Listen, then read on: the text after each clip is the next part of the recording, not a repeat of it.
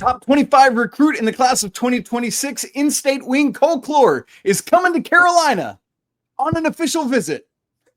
This is Tyler Zeller, and you're listening to Locked On Tar Heels. You are Locked On Tar Heels, your daily podcast on the UNC Tar Heels. Part of the Locked On Podcast Network, your team every day. Hey there, what's up? It's Tuesday, August 5th, 2025. Welcome into the Locked On Tar Heels podcast, the only daily North Carolina show out there. I'm your host, Isaac Schade. You're joining me at the place to get your Tar Heels content every single day. It's all part of the Locked On Podcast Network. Thanks so much for making us your first listener watch to get your Tuesday going the right way. Special shout out to all the everydayers here with us, all the members of the Locked On Tar Heels Discord. Man, that thing is, we're having fun all offseason long. Links in the show notes. We'd love to see you in there, free to join. And of course, all the members of the Locked On Tar Heels Insiders as well. Great to be with all of you. Joining me today on the show is our good buddy, Anthony Pagnotta from the Heel Tough blog podcast, Thick in the Midst. I'm not going to leak anything, but he's working on a new intro for his show right now that's going to be a banger ahead of the new football season. And so excited to see that, man. He always just doing such a great job getting you ready with all of that. So make sure you're locked into the Heel Tough blog as they continue to get us ready for the new football season.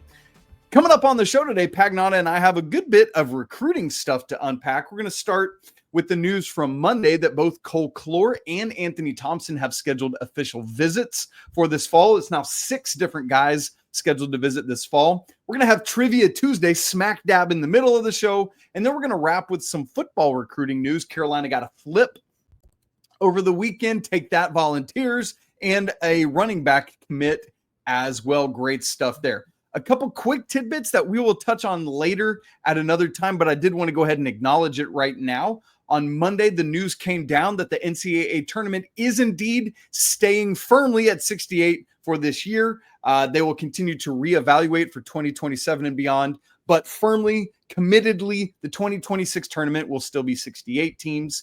Also, the coaches poll, the preseason coaches poll came out for football. Carolina nowhere to be found, not in the top 25 or in others receiving votes. Not a shock, not a surprise, Pagnotta, obviously, with the unknown of the season. But, hey, always good to have bulletin board material, my man. Let's talk basketball recruiting. Here we go. First off, we want to hit Cole Cloer, who has scheduled an official visit for Carolina and coming up in October.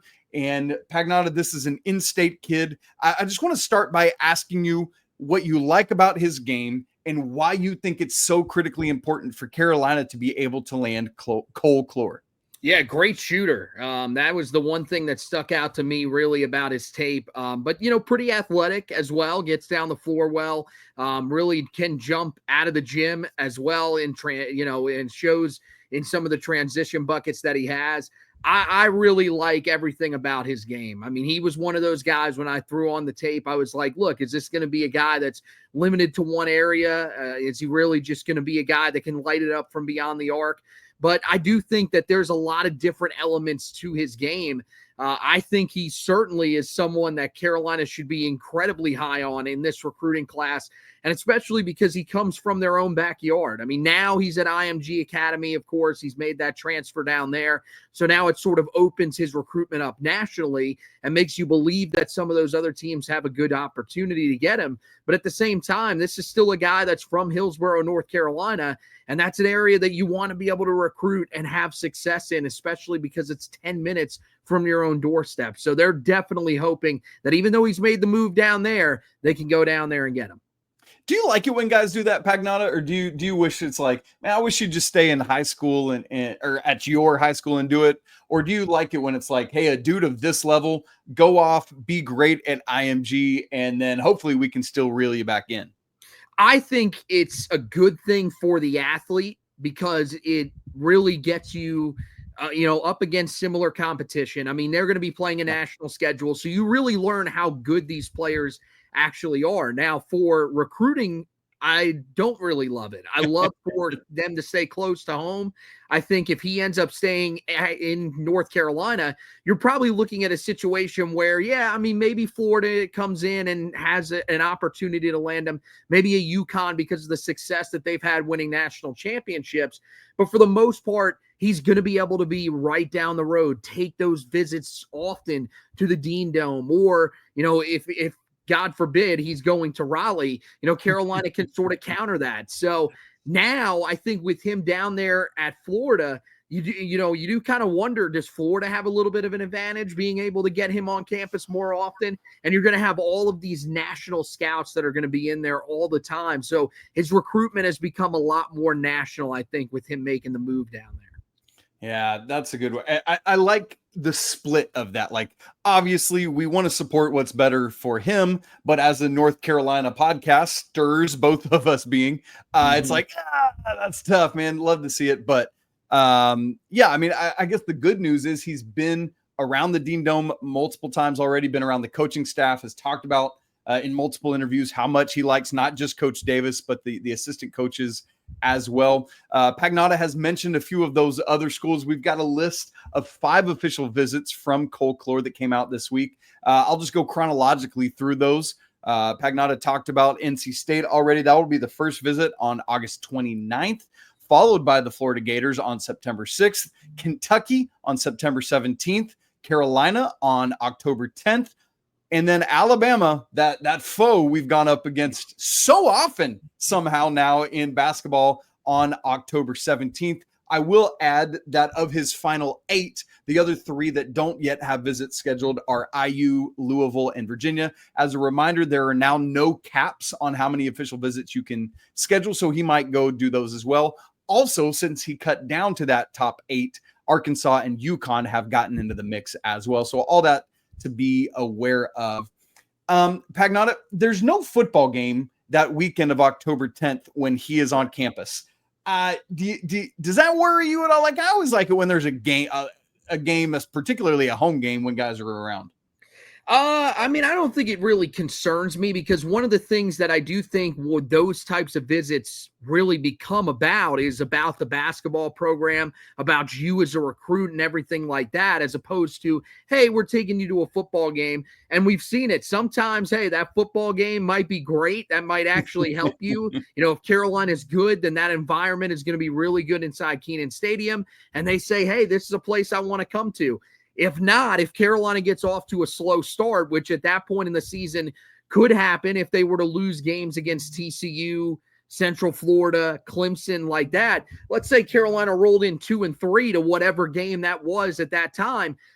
We know how that Kenan Stadium environment would be. We've been there before for some of those games. So I don't know if that would necessarily help. So to me, it's not necessarily the worst thing. I really do think he's going to get a lot of focus on him when he is on campus, and they're going to be able to show him just how valuable he is. So I think that'll be really cool for him. Yeah, man, that's a good word. Going to be really great to have him on campus. I love his positional size. I love the shooting that you talked about earlier. If you're, look, I know it's really early still, but if you're scared of losing him to one of these schools, who would you think of right now that's like, man, I don't know about that? Is it Florida because of that geographic proximity? Yeah, I mean, Florida, I think, is definitely one of those teams that you're a little nervous about right now because of the proximity, because of the fact that they just won a national championship, and the fact that they're going to be looking to reload that roster, because that roster still maintained a lot of the guys from last year. They're in decent shape for this year. But moving forward, they're going to lose a lot of guys. So you would expect that they're going to have to replace those guys. This could be someone that they look towards. The other team that you're always going to be fearful of at this time, because of the way that they've recruited and the success that they've had against you, is Alabama. So I'm looking at both of those two teams. Now you're in SEC country. You're going to be traveling around to a lot of the schools in the state of Florida, or, some of these other national programs. I think both Florida and Alabama are going to be heavily involved in this recruitment. And of course, there's always the Will Wade of it now. I feel like Carolina and NC State have been on a couple different guys' lists, so we'll keep our eyes on all of that. Pagnotta, while there's not a football game, one thing I do want to mention, We already have the 2 exhibition games scheduled for basketball, which are later in the month of October.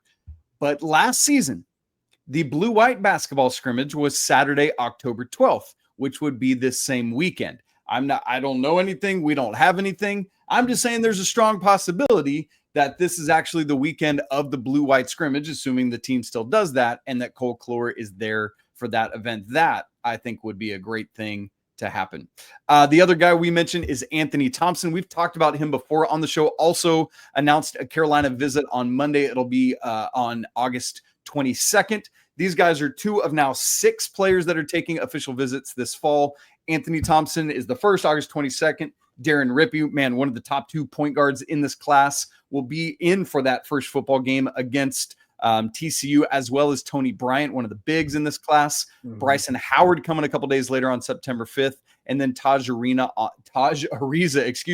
on September 12th. And then, as we've been talking about, Cole Cloer. So that's kind of the 6 guys in chronological order. I wouldn't be shocked if we get more names, but that's what we got right now. All right, Pagnotta, it's Tuesday and it's time for Trivia Tuesday. Oh, you do not even know what's coming, but it's going to be electric, and I can't wait to walk through Trivia Tuesday with you. We're going to do that in just a second.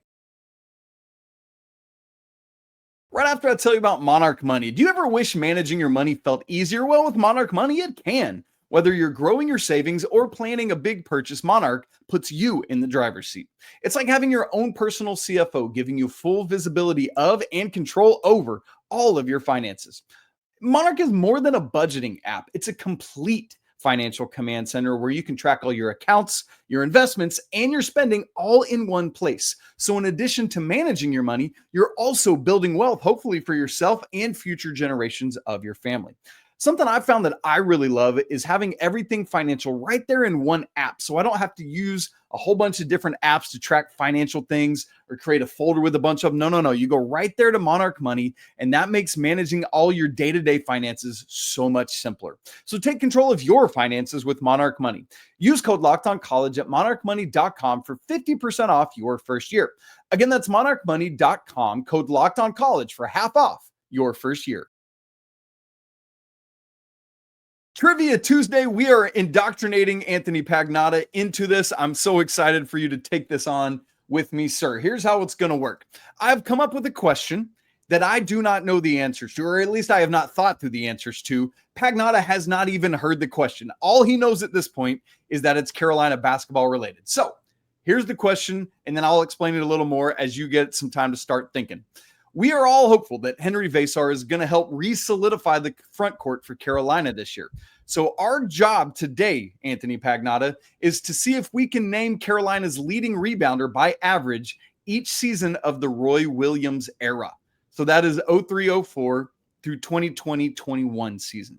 There's a bunch of them in there, but it's just one name. And I'm going to imagine that there's a couple times where it's the same name a couple seasons in a row.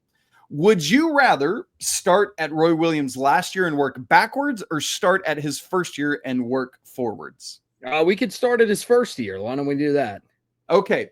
Who are you think? So that's 03-04. Who do you think would be the leading rebounder for that team? My guess would probably be Sean May. Same. I completely agree. And just if we're being honest, I think it's copy and paste for 04-05.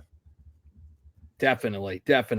I don't think like Marvin Williams didn't play enough for that. I don't think, none of those other guys. So I think that takes us right on into 05-06. That would be trying to think what year Brendan Wright was there. I know. He's 06-07. I think he was Tyler, or was he 05-06? But I feel like Tyler, whatever year that was, I feel like Tyler just edged him out, if I'm not crazy. Maybe, yeah. Hansborough has got to be up there for the majority of those late 2000 teams. Yeah, so I think the question is, are there any of them, like, did Deion Thompson eke past him in 08 or 09 or something like that? Or Ed Davis maybe, but I don't know that he had enough minutes for any of those. Yeah, so, I'm not sure. I'm not sure about that. Yeah, Ed Davis. If I'm going Ed Davis, I'm going 2009, 2010 would be that year. So do you want to put? Should we do Hansborough for all 4 of his years? I want to say yes. Yeah. Based off of what his production was as a freshman. Yeah. Yeah. And he wasn't All-American. So. Right. Exactly. And lack of other dudes around.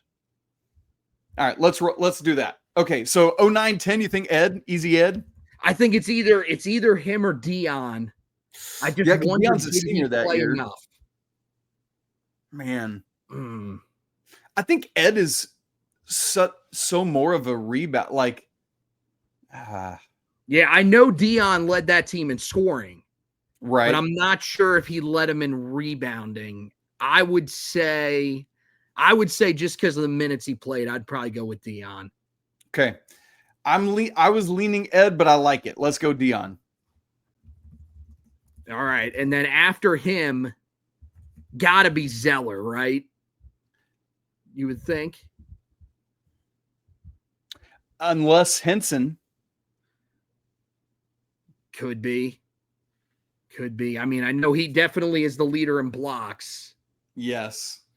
I feel like maybe 11, it's Zeller, and then 12, when Henson really, really took off, maybe he like.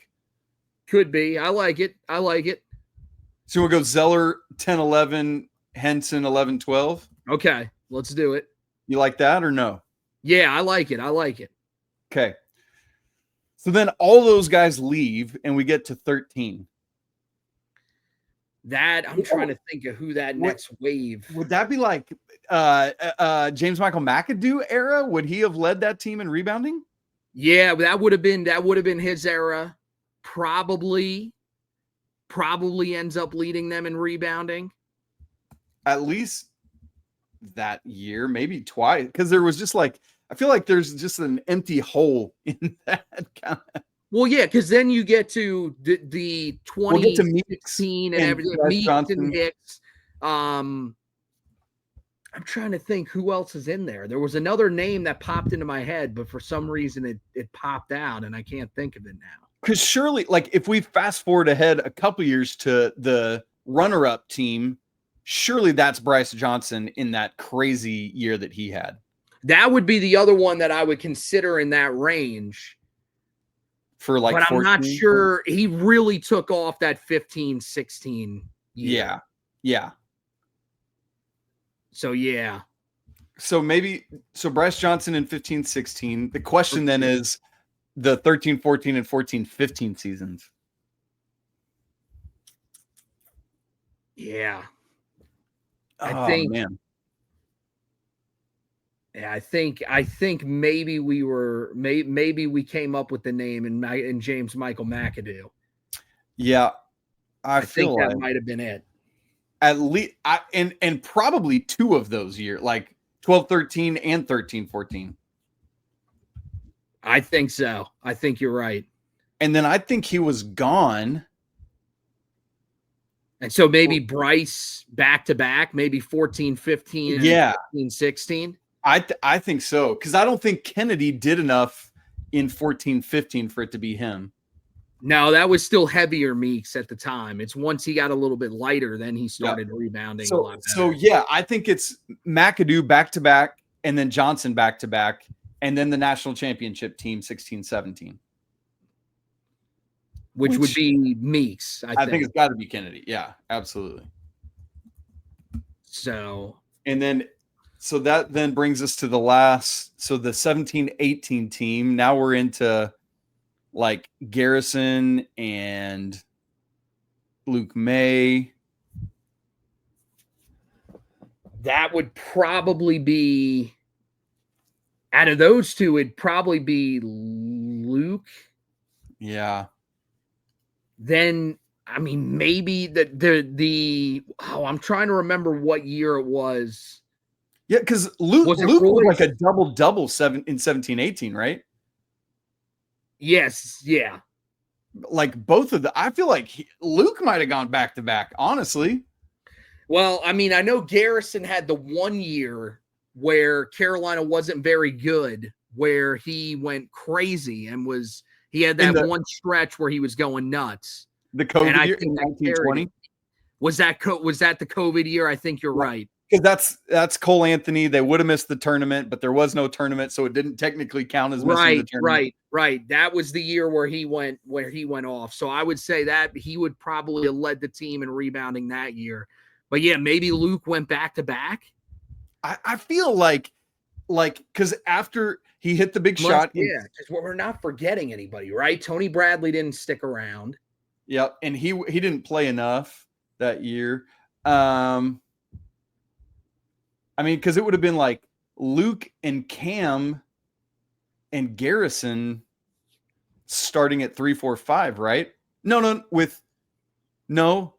it would have been okay, like 17, 18 would have been Joel, Theo, Kenny,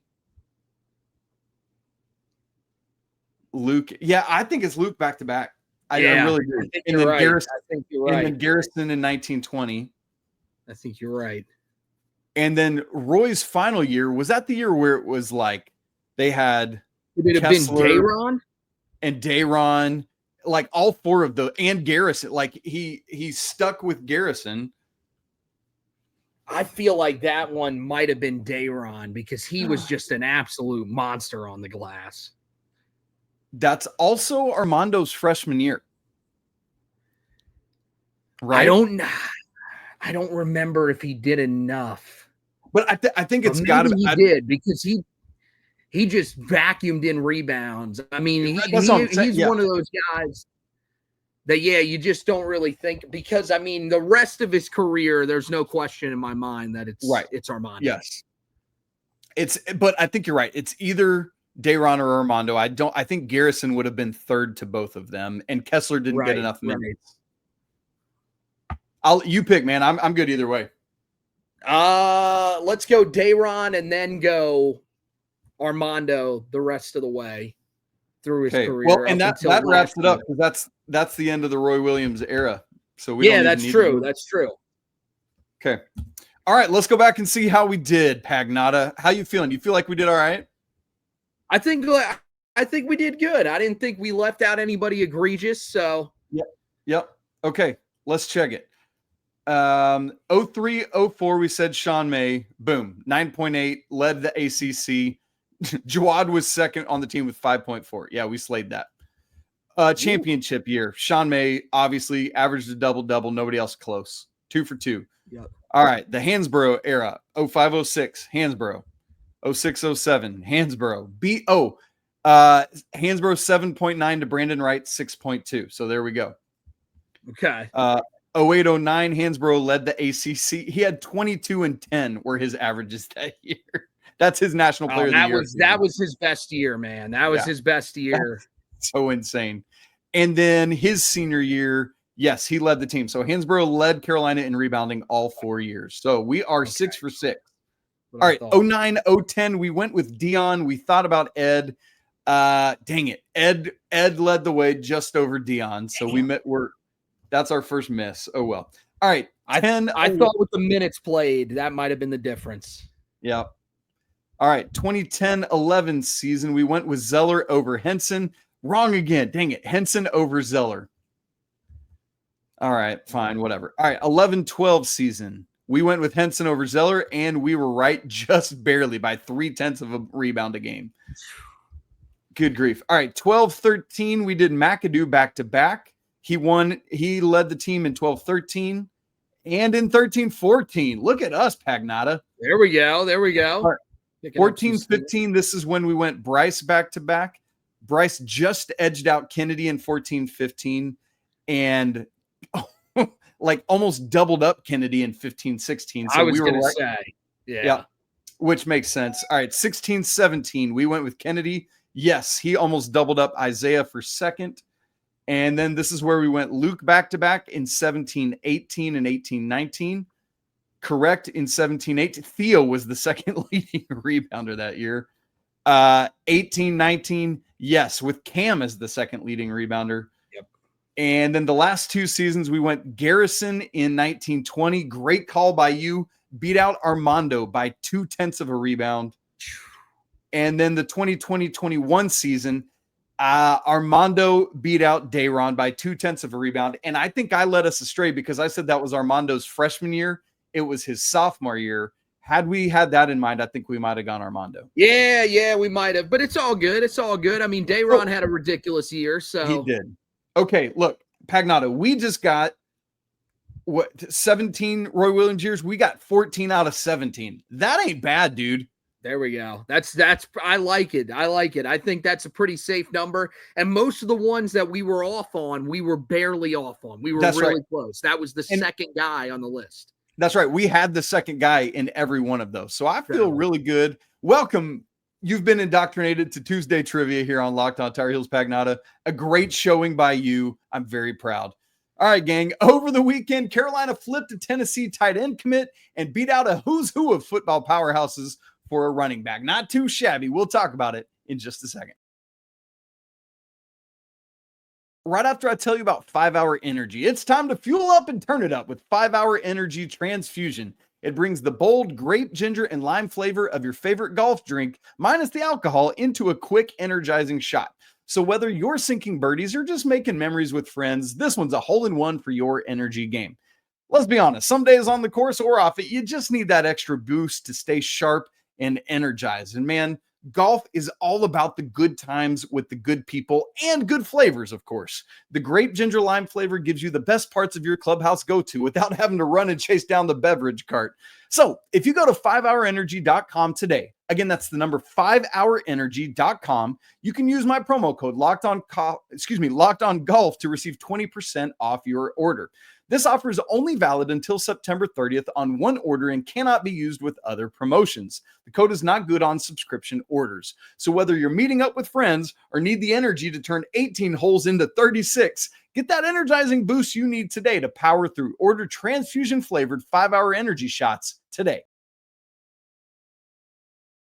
All right, Pagnotta, these Tar Heels, they just continue to add insane numbers to the 2026 class, now up to 35 of them. Only two other schools in the nation, USC and UGA, have 30 or more commits in this class. And Pagnotta, that came by way of flipping Tennessee tight end commit Carson Sneed. What happened? Yeah, Carolina got in there amongst a group of guys, a group of teams that were looking to flip him. Both Ole Miss and Florida were in there, hoping to do the exact same. They hosted him for official visits as well. But the difference is that his brother Dayton took his official visit to Carolina back in April. He ended up committing to Carolina, and I think that pull eventually got to a guy that is one of the most talented tight ends that Carolina has brought in a while, really since Bryson Nesbitt. So I think this is a huge get for Carolina. I think this is the type of tight end that they're looking to put in this system, be able to expand, downfield a little bit more. I think that's what you're hoping he's going to be able to bring to the table. And this is a great job by this Tar Heel staff of getting him to commit. Again, we are 35 commits deep in this class before this coaching staff has even coached a game. It's insane. Dude, it's so crazy. So do you think Bill Belichick's ever had any success with tight ends? Is that a thing he's good at? Yeah, I mean, look, that's one of the things that we said about him, and there could be some opportunities here for him. We just don't know. We previewed the tight end room last night. We just don't know who's really going to emerge from this tight end room. Is it Jake Johnson, who I think, has the talent? We saw it back at Texas A&M. They just got to use him a little bit more in the passing game. But besides him, who else is going to step up? They're going to use multiple tight ends. They've already said that this year. They're going to use a lot of multiple tight end looks, just like he did back in New England. So if that's the case, they need someone else to step up. Maybe if the guys sort of struggle, if it's a quiet year in that area, there could be an opportunity here for Carson Sneed right when he gets on campus.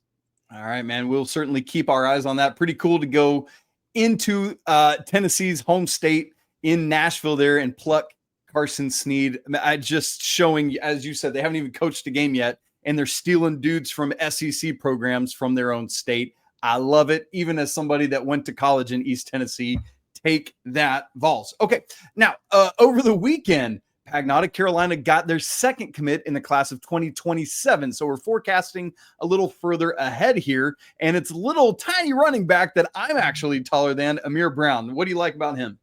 Yeah, there's a lot to like about his game. I'll tell you, I think his speed, really, really encouraging. I think some of the best that you're probably going to find in this class, even though he is small, runs with a nice edge, maintains a north-south mentality, which I think is very important for guys that are that small and, have that type of speed. A lot of guys will be looking to try to make plays on the outside, make plays on those edges. He's a guy that's looking to just get up the field and make plays. Love him as a receiver as well out of the backfield. I think that's an area where he's going to be more than just a dump down threat. He's going to be someone that can get downfield and win on some of those downfield routes, especially if he's matched up against linebackers or even against safeties. And then I thought in pass protection, really solid. And the thing about him is that you love what he's done so far in his career. You go back, you look at the numbers from this past year, 624 rushing yards, 13 rushing touchdowns, 297 receiving yards,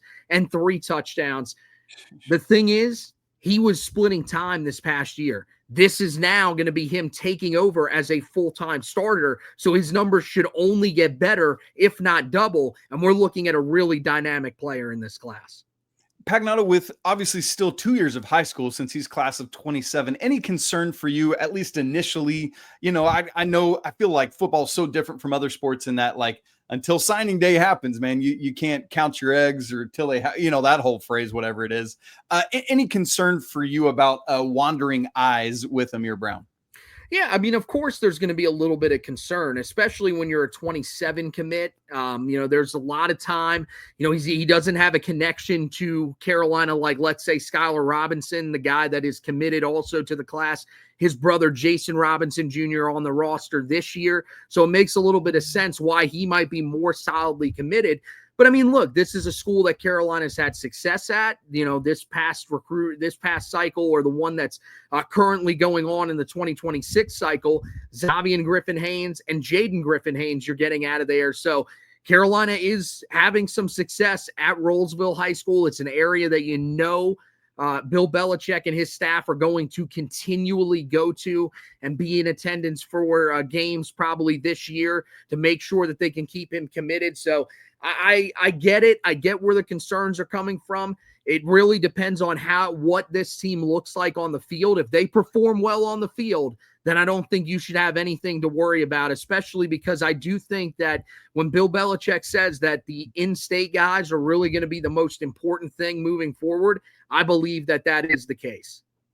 All right, man, I love it. There's so much about him that, as you describe him, that sounds like a Bill Belichick Patriots era running back, right? So many of those guys coming out of the backfield that it's just, I remember always, like, I never wanted a Patriots running back on my fantasy roster because you never knew who it was going to be in any given day. But Amir Brown sounds exactly like copy paste out of a Belichick backfield. And so that's a lot of fun. Obviously, as Pagnotta mentioned, Skylar Robinson, the brother of Jason Robinson, one of that plethora of Washington Huskies that came down with Steve Belichick this year. And so excited to see what he can do in that wide receiver mix. Great stuff. Pags, just quickly on the way out, any shock to you? I mentioned it off the top of the show. Any shock to you that Carolina didn't even receive a vote in the coaches poll? I mean, I guess a little shocking. I do think that there would be, I thought there might be someone that, had enough respect for Bill Belichick and what he did to receive a vote. But in terms of the team itself actually, deserving one, probably not. I mean, you look at it, there's so much turnover on this roster. There's so many guys. I mean, I'm going through, I'm watching some of these videos that they're putting up, and I'm looking at these numbers and I'm like, I have no idea who this guy is. It's not like in the past where you knew just about everybody on the roster because there were so many holdovers. So with that much turnover, I think this roster is talented enough. By the end of the year, I do think this is a team that could be challenging to be in the top 25. But I think right now it makes a lot of sense why there are a lot of people that are saying, look, we're going to stay away from Carolina. And I wouldn't be shocked if you see the same thing in the Associated Press poll when that comes out. That's a good word, man. I'm right with you on it. All right, guys. Thanks so much for being with us on the show today. So great to have our buddy Anthony Pagnotta with us. Please make sure you go check out the Heel Tough blog and their podcast as well, both written and audio forms, all that great stuff, man. Great content coming out at you from Pagnotta and our good buddy Josh Marlowe as well. Love these dudes so much and grateful to be partnered with them and trying to entertain and inform all of you about the Tar Heels and who they are. So great stuff there.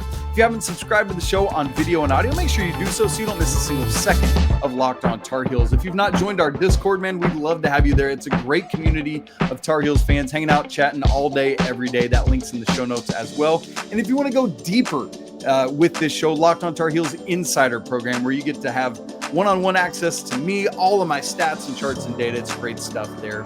We'd love to have you. You guys, it's always a great day to be a Tar Heel. We'll talk again tomorrow, but until then, peace.